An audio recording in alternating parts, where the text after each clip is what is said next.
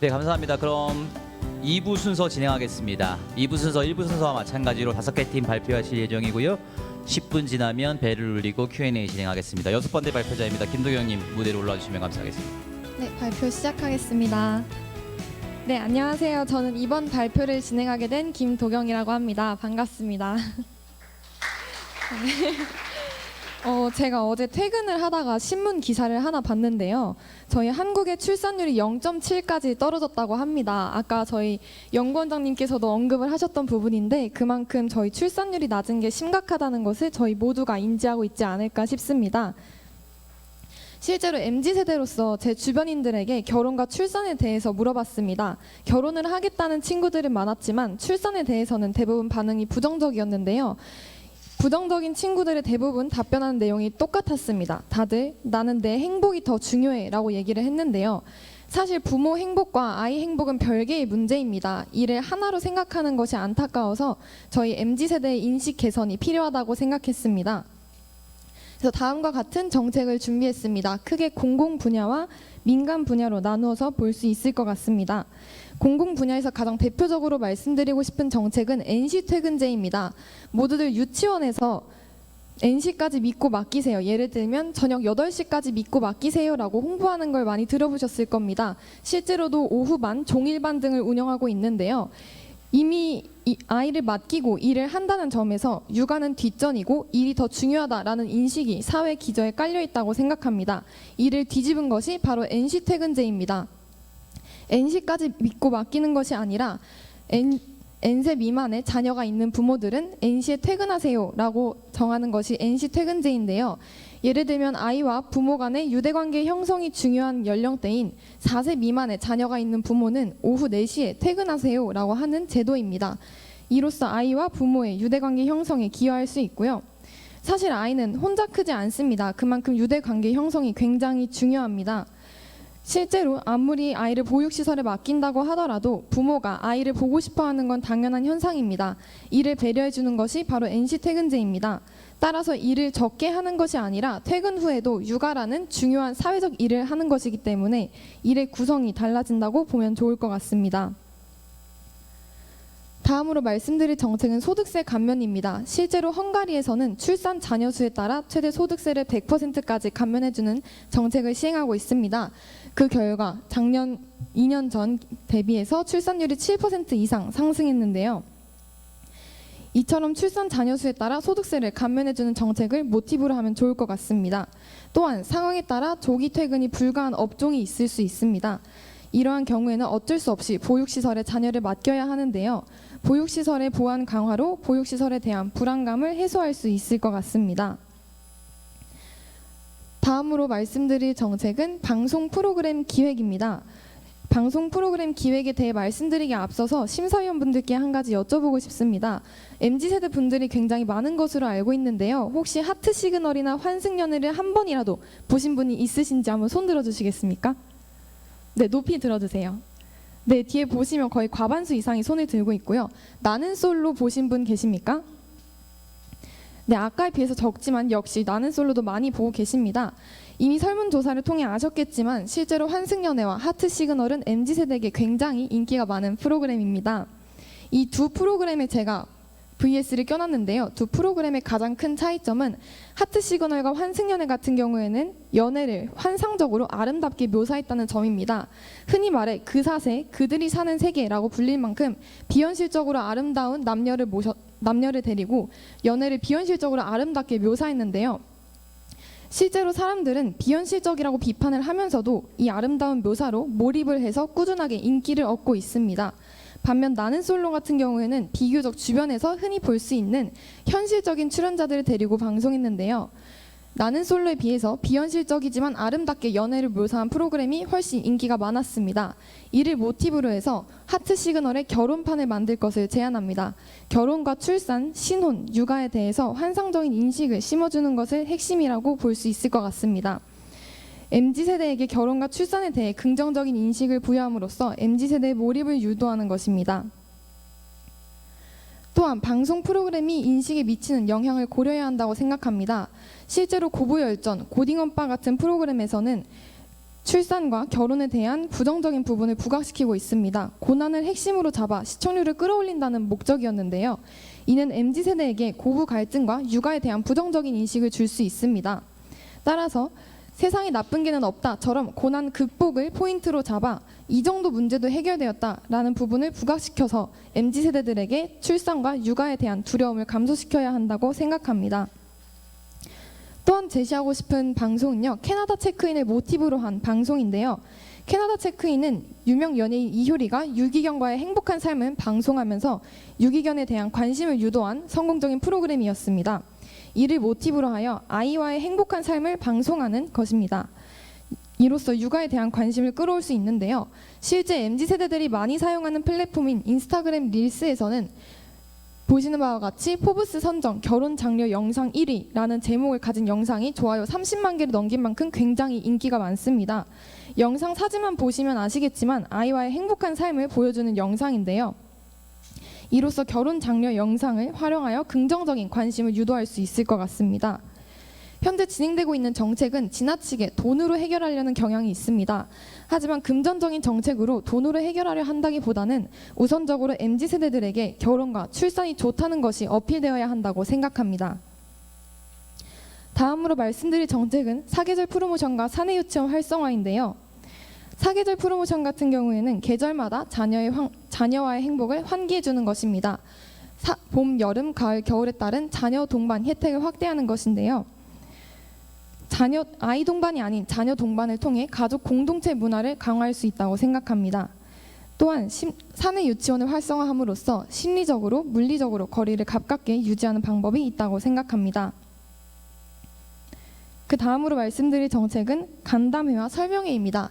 실제로 워킹맘과 워킹데디 간담회를 시행하고 있는 회사들이 있습니다. 이는 중기적인 대책으로 현재 결혼과 출산을 겪은 세대가 잘 적응하는 것이 핵심입니다. 이로써 복직 후 불편함과 건의를 개선하는 기회라고 볼 수 있을 것 같습니다. 설명회 같은 경우에는 장기적인 대책입니다. 현재 결혼과 출산을 겪지 않았지만 미래에 결혼과 출산이 예정된 MZ세대 그리고 그 이후인 알파세대까지 안심할 수 있도록 하는 것이 핵심입니다.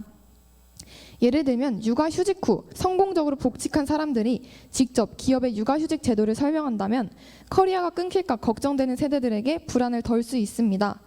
이 정책을 시행하기 위해서는 MZ세대가 기성세대에 비해 훨씬 본인의 커리어를 중시한다는 점을 인정해야 한다고 생각합니다.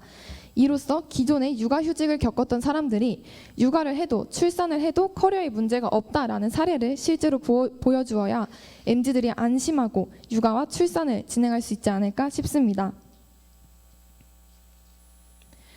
네, 대책을 총정리하면 다음과 같고요.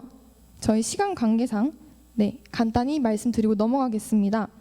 실제로 저희 실장님께서 해주신 말씀이 있는데요. 서울대생이 모두 공부가 좋아서 서울대에 간 것은 아니라고 하셨습니다. 물론 그런 사람도 있겠지만 대부분은 미래를 위해 공부에 투자해서 서울대를 간 케이스가 많을 것입니다. 저는 출산도 마찬가지라고 생각합니다. 현실적으로 모두 원해서 아이를 갖고 싶어서 낳았다기보다는 화목한 미래, 행복한 노후, 그리고 나라를 위해 미래에 투자한 경우가 많다고 생각합니다. 이로써 항상 내 편인 가족을 만드는 일에 모두가 동참하길 바라면서 이번 발표를 마치도록 하겠습니다. 감사합니다. 네, 감사합니다. 큰 박수 부탁드리겠습니다. 네, 다음 7번째 팀 빵빵아 옥지아 팀. 네, 이상 없으면 바로 시작하겠습니다. 네, 안녕하세요. 연애 촉진 방안에 대해서 설명하게 된 강민진입니다. 아까 저출산 얘기 조금 이젠 지루하실 때도 돼서 주제를 한번 바꿔보았는데요. 요즘 MZ 세대들이 연애를 잘 안 하고 있다는 사실은 많이 알고들 계시죠? 자기 개발이 조금 더 중요하게 생각하는 연애에 대한 부정적 인식과 그리고 젠더 갈등의 심화로 인해서 MZ 세대들이 연애를 좀 덜 하고 있는 것을 보실 수 있었는데요. 그렇다면 저희가 생각했을 때 국내로 제한하지 않고 국내외로 교제를 조금 더 활성화하려면 문화 다양성을 활용해 보는 것이 어떨까라는 생각이 들었습니다. 그래서 저희가 생각하는 게 소개팅 앱인데요. 일반 소개팅 앱은 아무래도 만남만 추구하는 것을 조금 보실 수 있습니다. 아까 말했듯이 MZ 세대들은 자기 개발에 조금 더 초점을 두기 때문에 자기 개발에 초점을 둔 소개팅 앱을 만들려고 하는데요. 그래서 6가지 변화를 좀 주기로 하였습니다. 일단 기본적으로 사람의 프로필은 보아야 되기 때문에 프로필 시스템을 바꿔보려고 하는데요. 외모적으로만 보고 그 사람을 평가하는 것보다는 밑에 나와 있는 50문 50답을 활용해서 그 사람의 성격, 가치관들을 보고 그 사람의 내면적인 것도 보는 것이 중요하다고 생각하였습니다.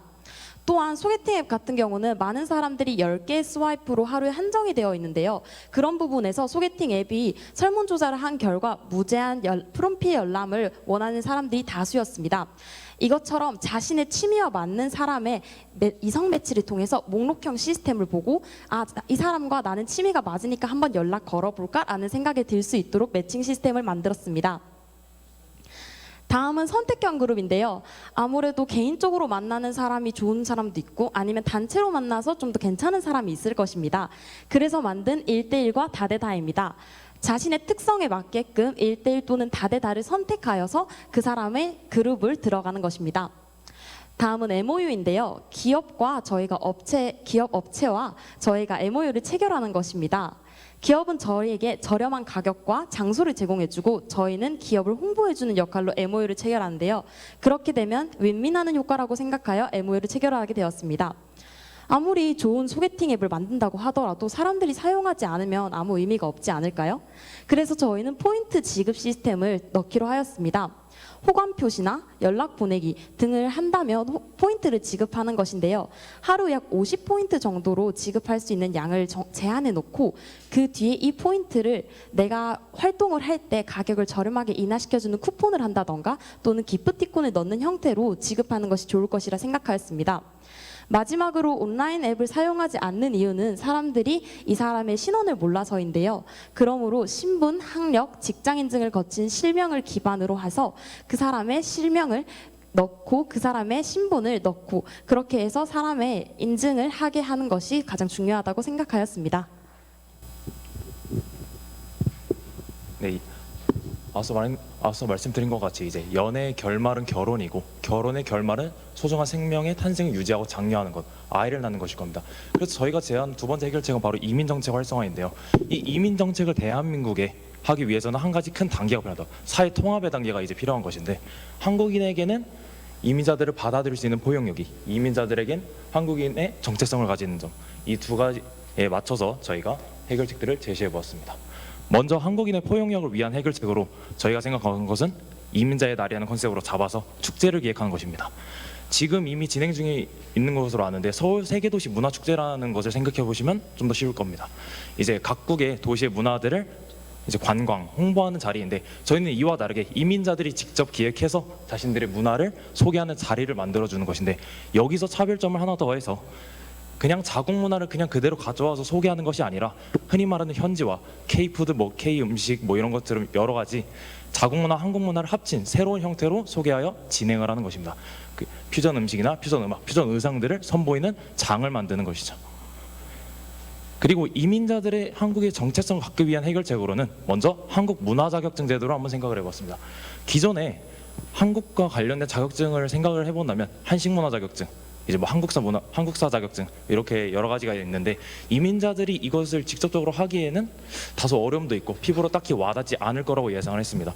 그렇기 때문에 이민자들이 쉽게 피부로 직접 와닿을 수 있는 문화와 관련된 자격증 제도를 창설하여 한국 예절문화 자격증, 한국 콘텐츠 자격증, K-팝 자격증 등 여러 가지들을 창설해서 이들이 직접 경험하고 느낄 수 있게 해주는 것입니다. 또 마지막으로 이민정책 관리부서를 창설하는 것입니다. 이 이민정책 관리부서가 그럼 정확히 뭐 하는 데냐? 실질적인 이민자들을 관리해주는 이제 부서라고 생각하시면 되는데 가장 먼저 해야 될 점은 이민자들과의 소통 창구, 이민을 했을 당시 또 이쪽 한국으로 여행 왔을 당시 어떤 어려움들이 있었는지 그에 대한 소통 창구를 마련하는 것이 가장 먼저겠고요. 그리고 또 달에 한 번씩 이민자들의 대표들을 선출해서 다 같이 이야기하는 자리를 만들면서 그에 맞는 정책이나 어떤 이야기들을 해보는 것이 가장 중요하다고 생각합니다. 그리고 이 관리부서를 새롭게 신설하게 된다면은 당연히 이 관리부서에 맞는 전문 인력 역시 필요하게 될 것입니다. 이 전문 인력을 양성하기 위해서 가장 저희가 쉽게 얻을 수 있는 전문 인력 양성소가 바로 대학이겠죠. 그래서 이에 맞춰서 대학과 연계를 하여 이민과 관련된 학과를 제정하든 혹은 이민과 관련된 수업들을 여러 가지 만들어서 그에 맞는 전문 인력들을 양성이 되는 것이고요.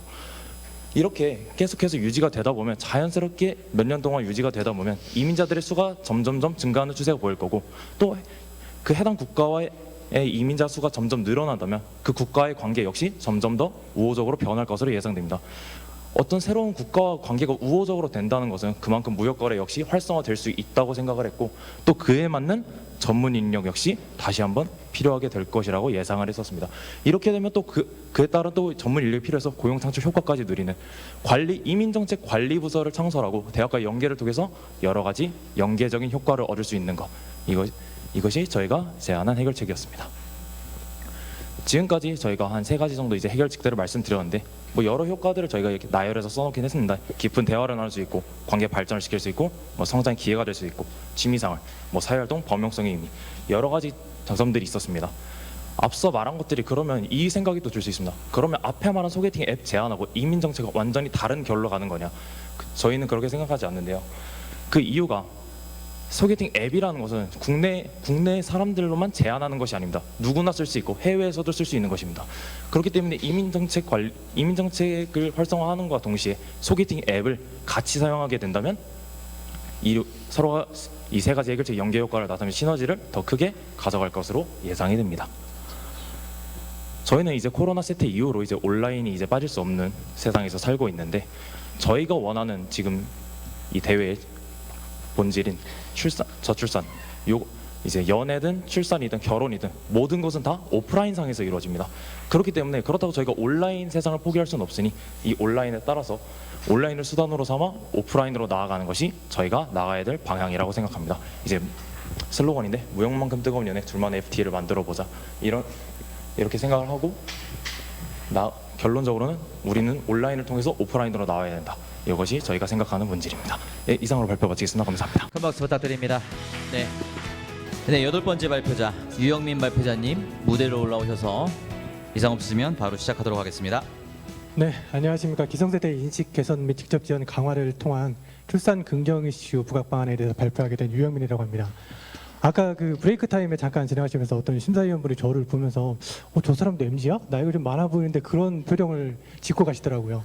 저도 MZ 맞습니다. 물론 이제 턱걸이긴 하지만 MZ라서 제가 결혼한 지 10년 정도 됐는데 그 10년 동안 아이를 2명을 낳았습니다. 그래서 제가 발표드릴 사항들은 제가 결혼하고 양육을 하면서 부족하다고 느꼈다거나 제가 이제 고민했었던 부분에 대해서 정리해서 발표하고자 합니다. 출산과 관련해서 각 세대나 주체별로 다른 생각들을 가지고 있는 것 같습니다. 어른들은 저도 들었단 말인데 일단 낳아봐 어떻게든 키워줄 거야. 안 되면 내가 키워줄게. 이런 말들을 하시고 회사에서는 남자도 육아휴직 쓸 수 있죠. 근데 보통 인식은 그렇습니다. 남자가 육아휴직을 쓴다고? 그럼 대체자는 어떻게 뽑을 건데? 회사가 먼저지. 이런 말들을 많이 들었습니다. 그에 반해서 우리 가임 세대들은 저는 사실 MZ 세대라는 표현보다는 가임 세대라는 표현을 사용하도록 하겠습니다. 출산을 하게 되면 내 경력은 어떻게 되고 내 시간들은 어떻게 되지? 나도 지금 가난한데 이 가난을 나의 아이들한테 대물해야 될까라는 고민들을 하게 됩니다. 결국은 정서적으로도 불안하고 경제적으로 불안정한 상태에 있기 때문에 출산은 결국 손해다라는 인식을 가질 수밖에 없는 것입니다. 따라서 출산 문화를 형성하고 경제적 지원을 확대함으로 인해서 출산은 손해가 아니다라는 인식으로 조금이나마 긍정적인 이슈를 가질 수 있도록 할 방안이 필요하다고 생각합니다. 첫 번째 사안입니다. 출산 문화 형성을 위해서 기성세대를 대상으로 인식 개선 캠페인을 진행해야 된다고 생각합니다. 아까 그 회장님께서도 말씀하셨던 그 출산 관련된 표어들 말씀하셨잖아요. 잘 생각해 보시면 대부분 표어들이 현재 가임 세대들을 대상으로 합니다. 너네가 잘못 인식을 가지고 있기 때문에 출산이 안 되는 거야. 이렇게 받아들여질 수도 있는 부분입니다. 그런데 더 중요한 것은 그 문화를 형성해야 되는 부분이기 때문에 정책을 입안하거나 저희 그 여러 가지 현장에서 결정할 수 있는 부분들은 전부 다 기성세대들이 가지고 있습니다. 따라서 기성세대가 먼저 인식이 변화되어야 됩니다. 어제 제가 대전에서 있었던 지방소멸 대응 포럼에 다녀왔는데 그쪽에서 이제 어떤 강연자분께서 그런 말씀 하시더라고요. 저출산 문제의 첫 출발은 세대를 인식하는 것이다. 이해하는 것이다라는 표현을 하셨습니다. 저도 그 말에 공감을 하고요. 따라서 기존의 저출산 위기가 어떻고 너네는 아이를 낳아야 돼 이렇게 표현하는 것 대신에 가임 세대가 어떠한 현실에 있고 어떠한 가치관을 가지고 있는지에 대해서 대해서 기성세대가 인식할 수 있도록 해야 될 것 같고요. 향후에 계속해서 말씀하셨던 지원 정책들을 활용을 하려면 기성세대들이 어쨌든 인정을 해야 됩니다. 이것이 필요하다고 인정을 해야 그 정책들이 입안되기 때문에 그런 부분들에 대한 내용으로 캠페인을 진행을 하고, 수단의 부분에서도 기존의 광고를 활용하는 부분 외에 보수 언론들 있죠. 기성세대들이 많이 사용하는 언론을 활용한다든가 아니면 그 보수 유튜브들을 같이 활용하는 방안까지 제시하겠습니다. 추진 계획으로 보면 위기감 인식이 첫 번째인데, 저출산이 기성세대에게 어떤 영향을 미치는지를 먼저 깨닫게 해야 됩니다. 나와 관련이 없다라고 하면 아무리 문제라고 떠들어도 해결될 수가 없습니다. 그렇기 때문에 그 위기인식을 먼저 하도록 하고, 가임세대가 가지고 있는 현실과 가치관을 공유할 수 있도록 합니다. 그 이후에는 그 기성세대들이 이 저출산 정책에 대해서 참여할 수 있는 통로를 마련해 줘야 됩니다. 이렇게 MZ들을 대상으로 제안 발표를 하시는 것처럼 기성세대를 대상으로 발표를 진행을 하되, 기존의 전문가들이나 교수님들이 참여하는 것이 아니라 일반 기성세대들의 생각을 듣는 공론회장이 필요하다고 생각합니다. 그를 통해 기성세대의 역할 모델을 제시할 수 있을 것 같고요. 그 이후에는 기성세대들도 이렇게 변화되고 있다는 모습들을 가임세대들한테 또 추가로 캠페인을 진행을 해서 이걸 가지고 출산 문화를 어느 정도 변화시킬 수 있을 거라고 생각을 합니다. 다음은 기업 차원의 문제인데요. 현 정부에서는 법인세 인하 정책을 제시를 하고 있습니다. 그런데 이걸 제시를 하면서 낙수 효과를 통해서 투자가 더 활성화되고 사회적 책임을 다할 수 있을 거라고 생각을 합니다. 다 아시다시피 낙수 효과가 검증된 바 없는 사안들이기 때문에 그걸 활용하려면 어쨌든 기업들 차원에서는 유인책이 필요합니다. 그걸 통해서 정부에서 부담해야 되는 그 비용들을 어느 정도 이전할 수 있는 효과가 있다고 생각을 하고요.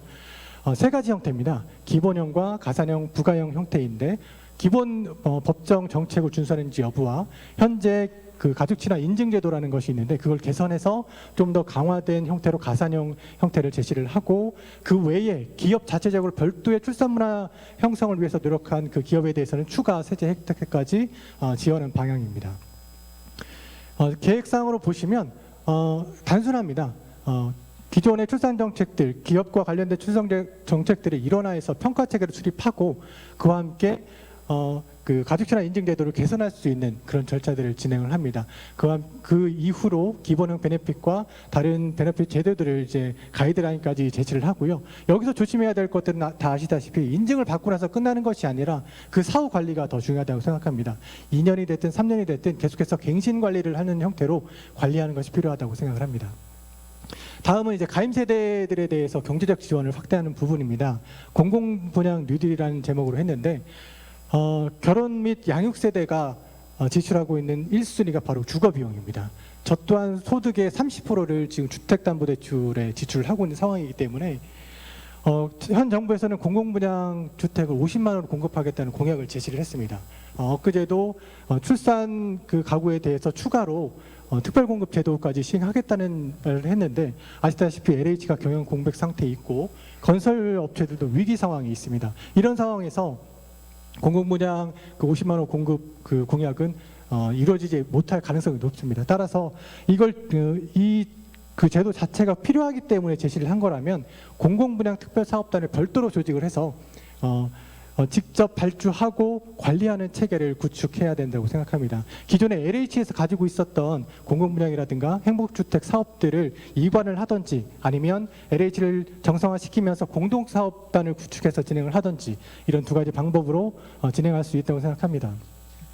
물론 이걸 진행을 하면서 이게 효과성이 있을지 사실 아무도 알 수 없습니다. 그렇기 때문에 시뮬레이션 형태로 시범단지를 우선 구성을 해서 그 단지를 통해 가능성을 확인을 하고 계속해서 중장기 계획을 수정해 가는 방향으로 관리해야 된다고 생각을 합니다. 이걸 통해서 건설 경기가 활성화될 것이고, 건설 경기가 활성화되면 따라서 내수도 활성화될 거라고 생각을 합니다. 네, 기타 제한 사항들인데 이것들은 대출 지원이라든가 수당을 현실화하자는 그런 내용들입니다. 여러 가지 내용들이 나와 있고 앞에서도 이제 말씀하셨던 부분들이 있긴 한데, 맨 처음에 나와 있는 디딤돌 대출 소득 요건 조정이라든가 아니면 다자녀 가구에 대한 이자 사업 지원 같은 경우에는 불과 이틀 전이죠. 화요일 날 건교부에서 지원 정책을 발표를 했습니다. 소득 요건도 1억 3천만 원으로 올렸고요. 주택담보대출에 대해서도 일정 부분 지원하는 방향에 대해서 발표를 했습니다. 그런데 안타깝게도 주택금융재단에서는 오히려 그 가구당 부채를 감소시키기 위해서 이자를 더 늘리겠다라는 제도를 발표를 하고 있어서 너무 아이러니한 상황이라고 생각합니다. 그 외에 육아휴직 급여를 현실화시키는 부분들, 그리고 양육 지원금을 확대하는 부분, 이거는 저도 아이를 키우고 있지만 점점 나이가 많아질수록 아이 양육 비용은 더 늘어나게 됩니다. 따라서 아이가 클 때까지, 성인이 될 때까지는 계속해서 지원을 해야 된다고 생각을 하고, 기성세대들 기초연금 지급을 계속해서 늘려가고 있죠. 그만큼 가임세대들 아동들을 양육하는 과정에서도 계속해서 지원이 필요하다고 생각을 합니다. 그 아동에 대해서 지급하는 그 양육 지원금을 가지고 특별 적금 제도도 같이 시행을 할 수가 있고, 산후조리 지원 확대 방안에서, 이건 저희 와이프가 꼭 얘기해달라고 했던 부분인데, 체형 보정 지원 바우처입니다. 아이를 낳고 나면 골반도 틀어주고 살도 찌고 뭐 여러 가지 안 좋은 것들이 많죠. 그래서 그런 부분들을 좀 보정할 수 있는 그런 제도가 있었으면 좋겠다라는 의견을 저희 와이프가 얘기를 했습니다. 여러 가지 지원들을 통해서 어쨌든 가임 세대들이 출산이 손해가 아니다라고 확정지어서 말할 수는 없지만 어느 정도 부정적인 인식을 개선할 필요가 있다고 생각을 합니다. 우리에게는 마중물이 필요합니다. 당장의 재원이 없다고 해서 기성세대들 먼저 지원해야 된다고 해서 지금의 재원이나 이런 것들 다 써버리면 앞으로는 저에게 미래가 없는 것입니다. 따라서 지금의 우리가 위기 상황이라고 생각을 한다면 어서 마중물을 부어 주어야 된다고 생각합니다.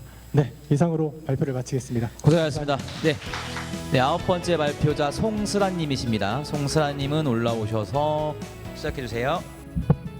네, 안녕하세요. 저는 육아의 사회화 정책 제안, 둘째 자녀 출산 지원을 중심으로를 발표하게 된 본선 참여자 송슬아입니다. 먼저 우리 간단하게 우리 저출산에 대해서 오신 분들이니까 저출산과 관련된 퀴즈를 하나 풀어보면서 시작하도록 할게요. 네, 자, 다음 4가지 문장 중에서 틀린 문장 하나를 골라보도록 하겠습니다. 첫 번째, 2022년도 한국의 합계 출산율은 0.78명이다. 두 번째, 2022년도 기준 한국의 합계 출산율은 OECD 국가 중 가장 낮다. 세 번째, 2011년도부터 2021년까지 10년간 출생아 수는 약 21만 명이 감소하였다. 네 번째, 2021년부터 2021년 사이에 첫째 아이 출산 비율이 가장 큰 폭으로 감소하였다. 자, 1번 문장이 틀렸다고 생각하시는 분 손 한번 들어보실까요?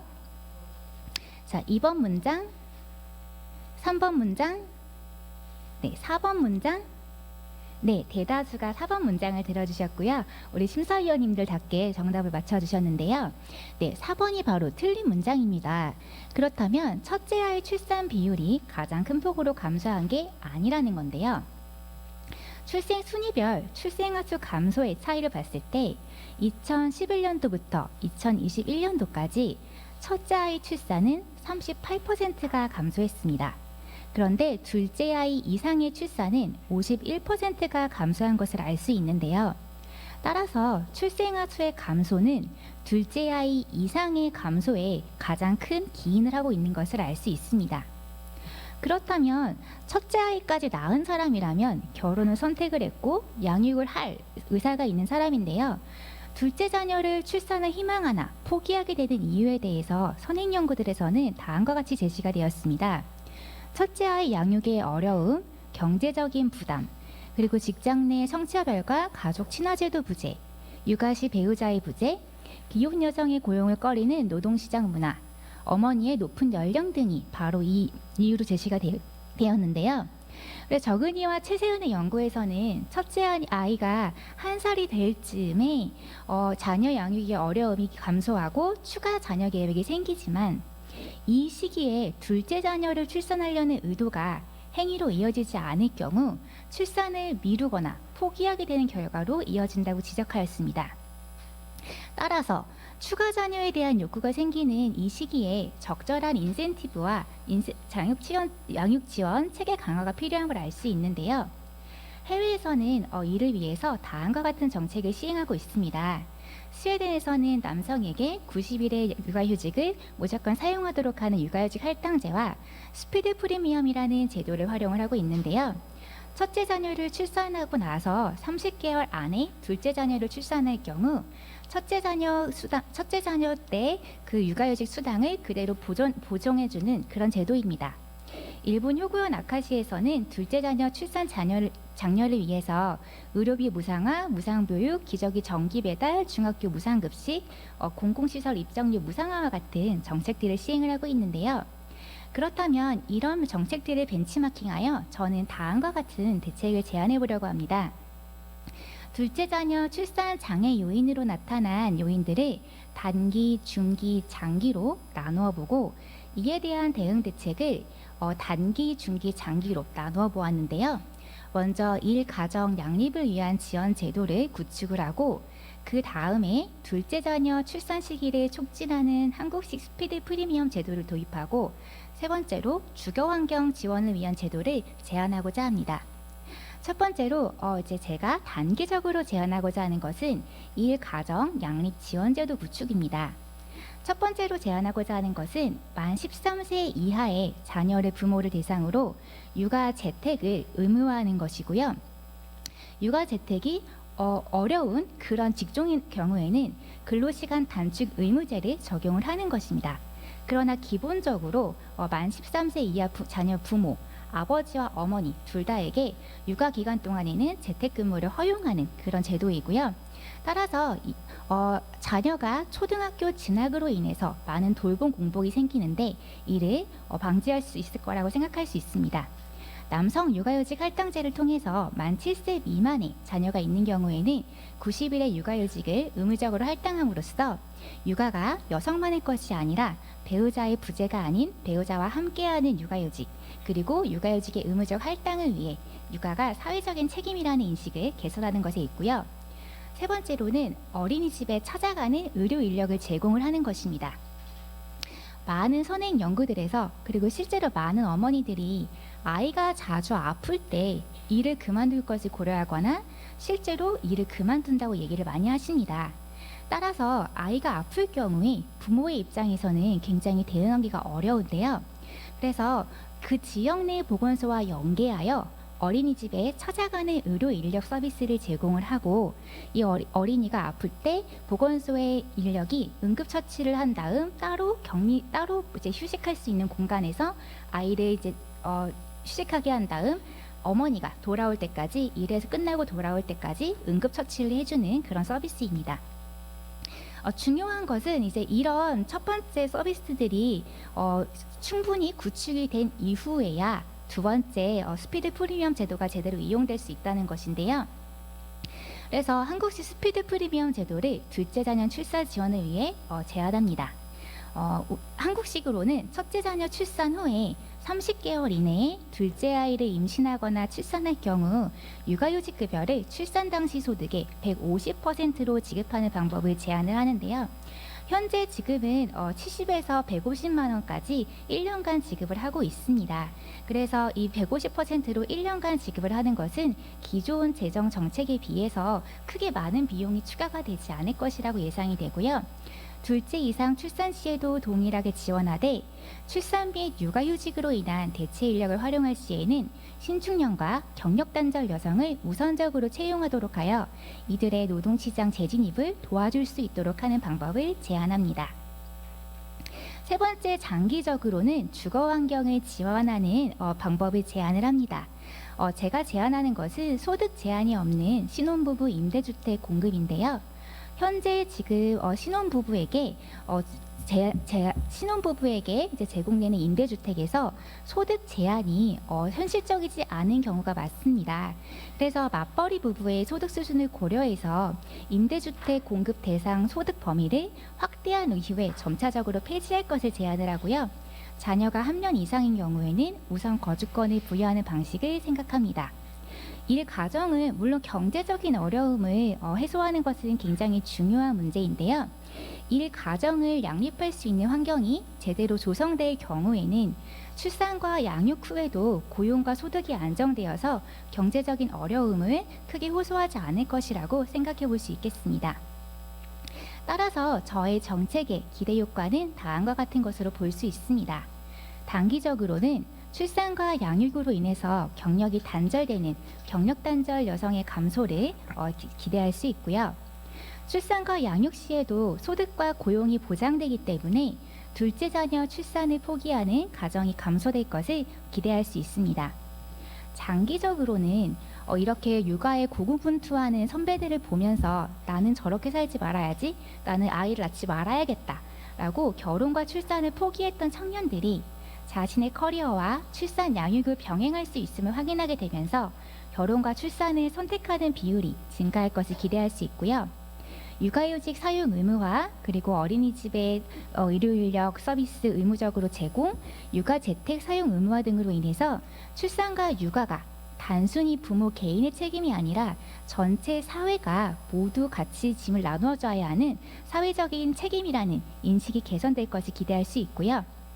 따라서 이를 통해서 전체적으로 청년들이 결혼과 출산을 선택할 수 있는 사회로 변할 것을 기대할 수 있겠습니다.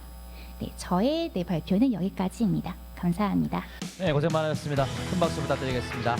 네, 오늘 경진대회 마지막 팀입니다. 우리 평행이론팀 리모컨 먼저 체크해 주시고요. 네, 이상 없으신가요? 네. 없으시면 바로 시작하도록 하겠습니다. 네, 안녕하십니까. 온오프라인 교류 증진을 통한 MZ세대 맞춤 교재 활성화 대책에 대해 발표할 평행이론팀 김수빈, 송지영입니다. 저희는 달라진 MZ세대의 연애 문화에 맞는 데이팅 애플리케이션과 사회공헌 프로그램을 제안하였습니다. MZ세대는 대면보다 비대면 상호작용이 활발하여 교류 기회가 적다는 특징이 있습니다. 연애 의지가 있음에도 적당한 인연을 찾지 못한다는 점에서 데이팅 어플의 필요성을 주목해 보았습니다. 데이팅 어플은 시간과 감정 소모를 최소화하여 효율적인 만남을 추구하는 MZ세대의 특징에 부합합니다. 실제로 MBTI, 취미, 연애관을 파악하여 미리 교제 가능성을 파악하는 것이 문화로 확산되고 있습니다. 현재 데이팅 어플의 인식은 크게 두 가지로 분류됩니다. 파이낸셜 뉴스 인터뷰에 따르면 주로 가벼운 목적으로 사용된다와 현실에서 이성을 만나지 못하는 루저가 어플을 이용한다라는 인식을 확인할 수 있습니다. 하지만 이런 인식과는 다르게 실제 데이팅 어플 이용자 남녀 모두 70% 이상이 진지한 만남을 목적으로 어플을 사용 중이라는 설문조사가 있습니다. 데이팅 어플에 대한 선입견을 해소하고 안전성을 강화한다면 MZ세대의 만남의 발판으로 거듭날 수 있을 것이라고 생각합니다. 이를 위해서 총 3가지 개선 방안을 제시하고자 합니다. 첫 번째는 미디어 매체를 통한 데이팅 어플에 대한 친밀감을 증진하는 것입니다. 진지한 마음으로 데이팅 어플을 이용하는 모습을 미디어에 노출함으로써 시청자들의 간접 경험을 돋는다면 낯섦에서 파생되는 부정적인 감정을 해소할 수 있습니다. 그 예시로는 트랜스젠더 풍자의 사례가 있습니다. 기존 유교적 정서에 기반한 한국 내 지배적 가치는 성소수자의 차별을 극대화시켰습니다. 그러나 다양한 시선 속에서 미디어 노출을 지속한 결과 현재는 MZ세대를 넘어 기성세대에게도 사랑받는 방송인으로 거듭났습니다. 이처럼 방송 프로그램의 순기능을 활용하여 친밀감을 높인다면 차별적 시선을 완화할 수 있을 것입니다. 두 번째는 데이팅 어플을 개발하는 스타트업을 지자체에서 지원하는 것입니다. ESG 사회공헌 캠페인의 일환으로 서울시 주차 문제를 해결하는 주차장 만드는 사람들, 공유 오피스를 제공하는 헤이그라운드 등 다양한 사회적 기업이 지자체 지원을 받고 있습니다. 지역 사회 내 교제 활성화를 장려하는 기업 또한 지역 이탈을 방지한다는 측면에서 사회적 가치를 창출한다고 볼 수 있습니다. 지원해 줌과 동시에 플랫폼의 가이드라인을 점검하고 사회적 영향력을 긍정적으로 발휘할 수 있도록 유도한다면 데이팅 어플을 이용하는 시민의 안전에도 기여할 수 있을 것입니다. 마지막으로는 어플 내 콘텐츠를 다양화하는 것입니다. 나는 솔로, 하트 시그널 등 화제성을 불러 모은 예능 프로그램을 모티브로 체계적인 프로그램을 기획하는 것입니다. 1대1로 만나는 것이 부담스러운 MZ세대가 체계적으로 기획된 프로그램에 참여함으로써 더 안전한 만남의 장을 만들 수 있습니다. 결혼정보업체 가연의 설문조사에 따르면 연애 예능에 출연할 의향이 있다 라고 답한 비율이 87%에 달했습니다. 출연할 의향이 없다면 그 이유는 대부분이 신상 정보가 알려지는 게 싫다라고 답했습니다. 비공개 연애 프로그램에 참여 의사는 더욱 높을 것으로 예측할 수 있습니다. 실제로 미혼 남녀를 대상으로 두근두근 프로포즈인 청주, 태백시의 청춘 별빛 캠프는 다채로운 게임과 프로그램을 통해 서로를 탐색하는 시간을 가졌습니다. 그 결과 각각 46명 중 10쌍, 30명 중 9쌍이 실제 커플로 매칭되었으며 만족도 또한 높았습니다. 미국 데이팅 애플리케이션 힌지를 벤치마킹하고자 합니다. 힌지는 삭제되도록 설계된 데이팅 앱이라는 슬로건을 내세우고 있습니다.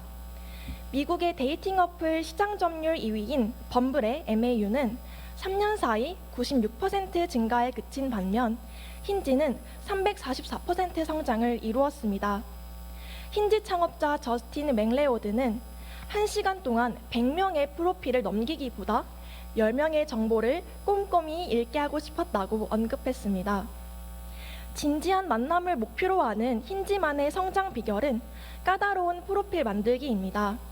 시작부터 관심사로 대화하며 외모보다 가치관으로 집중하게 만듭니다. 또한 틴더와 달리 힌지는 넘긴 프로필을 무료로 다시 볼 수 있어 만날 사람을 선택하는 데 신중할 수 있도록 돕습니다.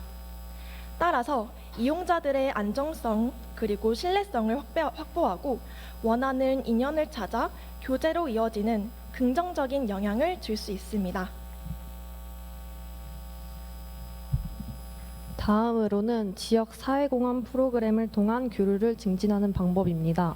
MZ코 세대란 MZ세대와 에코가 결합된 용어로 기후위기와 환경을 삶의 주요한 가치관으로 삼는 환경보호를 실천하는 MZ세대를 뜻합니다. 대표적인 활동으로는 쓰레기를 주우며 조깅하기라는 의미의 플로깅과 바다 주변 쓰레기를 줍는 활동인 비치코밍이 있습니다. 롯데백화점의 리얼스는 제주와 양양의 해수욕장에서 비치코밍 캠페인을 진행했습니다. 3천여 명의 참가자 중 85%가 MZ세대였습니다. 최근에 진행하고 있는 캠페인은 대부분 기업의 수직적인 의사결정을 통해 기획되었습니다. 이제는 더 나아가 활동에 참여하는 것을 넘어 문제 제기부터 캠페인 기획까지 직접 주도하는 프로그램을 제안하고자 합니다. 본인이 거주 중인 지역의 문제점을 찾아 제기하고 그것을 해결하는 방법을 함께 모색하며 토론하는 시간을 갖고 그 방법을 실천하는 것입니다. 구체적인 활용 예시로는 광주시의 청소년 참여위원회와 업사이클링 아트 전시회가 있습니다. 청소년 참여위원회를 통해서 청소년들이 지역 행사 주관 및 참여, 정책 자문 및 건의 등 다양한 활동에 참여함으로써 건전한 문화 형성에 이바지하고 있습니다. 또한 시민들이 비치코밍을 통해 주운 쓰레기로 지역 작가와 업사이클링하여 해양 쓰레기의 문제의식을 작품으로 표현한 전시회를 개최하기도 했습니다. 최근 가벼운 취향 중심적 관계라는 뜻의 가치관, 다양한 삶을 만나는 것을 추구한다는 다만추와 같은 신조어가 탄생하고 있습니다. 공감대 형성은 교제 활성화에 중요하다는 사실을 확인할 수 있습니다. MZ세대가 주목하는 ESG 캠페인을 통해 공통된 관심사를 가진 또래들과 교류한다면 건강한 교제 활성화에 도움이 될 것으로 판단됩니다. 지금까지 발표한 내용을 요약하겠습니다. 데이팅 어플의 지속적인 미디어 노출을 통해 친밀감을 증진하고 데이팅 어플 IT 스타트업을 지원하며 어플 내 콘텐츠를 다양화하는 것을 제안하였습니다. 이를 통해 데이팅 어플에 대한 안정성과 투명성을 선제적으로 확대한다면 MZ세대의 달라진 연애 문화에 맞는 교제 활성화 방안이 될 것이라고 기대합니다. 또한 지역사회공헌 프로그램을 통한 MZ세대가 거주 지역 내 문제 제기, 해결 방안 모색, 실천에 이르는 모든 과정을 주도함으로써 공통된 관심사를 공유하는 오프라인 교류 증진 효과를 기대할 수 있습니다. 이것으로 발표를 마치겠습니다. 감사합니다. 네, 고생하셨습니다. 자, 오늘 하루 수고해주신 발표자분들께 박수 한번 부탁드리겠습니다. 네, 감사합니다. 부회장님 앞으로 모셔서 심사평하도록 하겠습니다. 제가 생각하는 건 첫 번째는 이 출산이란 건 결국은 임산부들이 결정하는 건데 출산 이후에 아동을 어떻게 지원할 거냐에 관한 정책이나 제안들이 주로 많이 오늘 발표가 됐는데 출산 전에 일단 여성분들이 임신을 했을 때 그때부터 우리가 국가적 그 지원이나 사회적 관심이 있어야 되는 거 아닌가. 그 부분이 지금 빠져 있거든요. 그래서 저는 다음에 지금 논문 경진대를 한다면 임산부 특권 시대를 어떻게 열 거냐. 그거에 대해서 한번 논문 경진대 주제로 새로 삼아야 되겠다 이런 생각을 하나 했고요. 오늘 비록 첫 시도긴 하지만 우리 그 출품자들이 정말 좋은 아이디어를 또 문제의 심각성을 인식하고 성의를 갖고 해줬다 이런 느낌을 제가 받았는데 그래도 취지를 좀 같이 이렇게 공유하는 게 좋을 것 같아서 말씀드렸습니다. 제 심사평은 이걸로 마치겠습니다. 감사합니다. 네, 그럼 지금부터 수상작 발표 및 시상식을 진행하도록 하겠습니다. 오늘 시상은 최우수상, 우수상, 장려상 3개 팀과 입선상 3개 팀, 격려상 4개 팀, 총 10개 팀을 시상할 예정이고 격려상부터 시작하도록 하겠습니다. 빵빵아 옥지아, 평행이론, 김도경, 이쁨. 네, 모두 앞으로 나와주세요. 감사합니다. 격려상 빵빵아 옥지아. 예, 축하드립니다. 사모님께서는 상장 보드를 전달해 주시고 앞을 향해 주시면 감사하겠습니다. 네, 격려상에게는 75만 원의 상금과 무역 아카데미 원장상이 수여됩니다. 여러분들 큰 박수 부탁드리겠습니다. 네, 감사합니다. 다음 평행이론 팀 앞으로 나와주시기 바랍니다. 네, 감사합니다. 다음 김도경님 앞으로 나와주시기 바랍니다. 네, 큰 박수 부탁드립니다. 감사합니다. 네, 격려상 마지막 이쁨 팀입니다. 이쁨 팀. 자, 입선팀 호명하겠습니다. 입선팀 3팀은 똑같이 올라와 주시면 됩니다. 자, 입선 이의정, PPP, 유영민 3분 앞으로 올라와 주시기 바랍니다. 네, 먼저 이의정님 앞으로 나와서 상무님 마주서시기 바랍니다. 네, 감사합니다. 여러분 큰 박수 부탁드립니다. 예, 다음 PPP 팀 앞으로 나와주시기 바랍니다. 네, 여러분 큰 박수 부탁드립니다. 감사합니다. 다음 유영민님 앞으로 나와주시기 바랍니다. 네, 상금 보드가 2개라서 각자 들어주시면 감사하겠고요. 자, 장려상 발표하겠습니다. 장려상 별빛바람 팀은 모두 앞으로 나와주시기 바랍니다. 네, 감사합니다. 큰 박수 다시 한번 부탁드립니다. 최우수상과 우수상 2팀만 남았습니다. 최우수상 박효진님, 우수상 송슬아님 2분 앞으로 나와주시기 바랍니다. 우수상에는 200만 원의 대상금과 한국무역협회 회장단 상금 150만 원까지 더해서 총 350만 원의 상금과 한국무역협회 회장 상장이 수여됩니다. 네, 앞을 향해 주시고요. 기념 촬영을 하도록 하겠습니다. 네, 큰 박수 부탁드립니다. 네, 마지막 최우수상입니다. 최우수상 우리 박효진님 앞에 서주시기 바랍니다. 예, 최우수상께는 300만 원의 대상금과 한국무역협회 회장단 후원 상금 250만 원까지 총 550만 원의 상금과 한국무역협회 회장 상장이 수여됩니다. 축하드립니다. 앞에 카메라를 향해 서주시면 감사하겠습니다. 우수상 수상하신 송슬아님의 수상 소감을 들어보도록 하겠습니다. 네, 일단 이렇게 큰 상을 주셔서 너무나 감사하다는 말씀을 드리고 싶고요. 평소에 제가 희망하던 사항들을 정책으로 이제 제안을 하게 되었는데 이렇게 많은 공감을 받을 수 있게 되어서 너무 감사합니다. 실제적으로 우리 또 이것을 계기로 바탕으로 해서 육아와 출산과 양육이 단순히 부모의 책임이 아니라 사회적인 책임이라는 인식이 개선되었으면 합니다. 감사합니다. 감사합니다. 자, 마지막 최우수상 우리 박효진님의 수상 소감을 좀 길게 들어보겠습니다. 우선 이런 뜻깊은 자리에 발표를 할 수 있는 기회를 주셔서 너무 감사드립니다. 그리고 저는 이 저출산 대응을 하는 난임 시술을 하는 배아 연구 그리고 기초 연구를 15년 정도 했습니다. 앞으로 이런 가입력 보존과 인식을 위해서 꾸준히 노력을 할 거고 정부와 기업 그리고 많은 지원들을 해주셨으면 저와 또 저희 대구대 난임연구소가 같이 함께 할 수 있을 거라 생각합니다. 감사합니다. 네, 감사합니다. 네, 이것으로 2023년 한국무역협회 주관 MZ세대가 지향하는 저출산 극복 대책 논문 경진대회를 마치도록 하겠습니다.